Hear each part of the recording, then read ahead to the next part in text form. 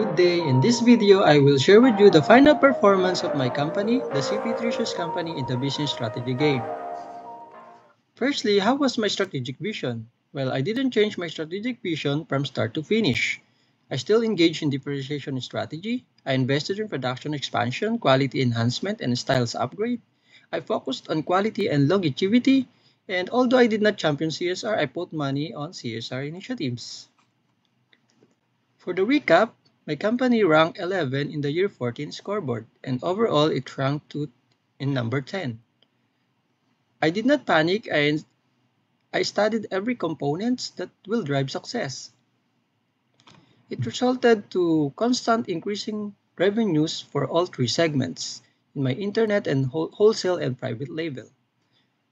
This is the result of not overproducing my shoes, engaging in increasing SQ rating every year, and also putting money on marketing-related decisions.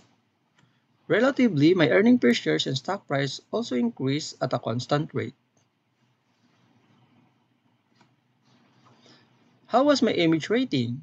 So from year 14 at 82 image rating, it increased at a maximum of 93 in year 18 and then dropped to 92, which I believe is quite well in an overall image rating.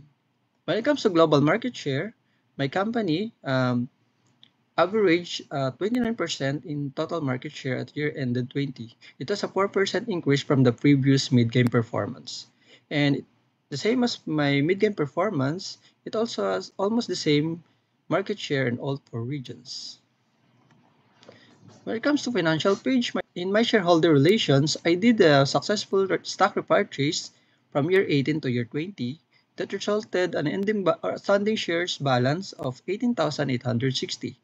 Although I did not pay dividends all year to make sure that I can increase my ROE and EPS. When it comes to that levels, I did a short-term loan of 50,000 and 30,000 for 2 consecutive years, but I paid them all in year 17 and year 18.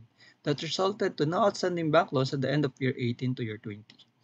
My financial page also shows that my risk of default is low, as well as debt to asset ratio and interest coverage ratio. That implies that my financials are healthy. When it comes to production facilities and sales, so I had a production space a total of 21,000 pairs and a production capability of 18,000 pairs in total in year ended 20. And in my sales record, my company average pairs sold per year is 11,365 across all regions. And I found out that my North America region is the top performing region when it comes to pairs sold, followed by Europe, Africa, Latin America, and Asia Pacific. What are the learnings I got from this game? So I learned that sound sales and marketing decision can help achieve success because when you put money on marketing related decisions, it can increase your market share and projected demand. Differentiation strategy, if executed properly, can put you to the top.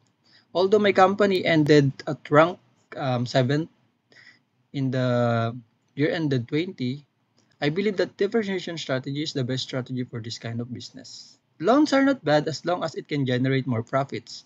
Always focus on competitors' move, especially on the pricing strategies they are engaged in. Starting strong is a great advantage. The facts that I wish I knew when I started playing the game. Firstly, exchange rates are guiding factors on where to produce your shoes. So exchange rates have huge impact on production costs and the distribution costs. Secondly, private label production can go beyond the limitation of 18.1%. I found out that it can go as high as 20%.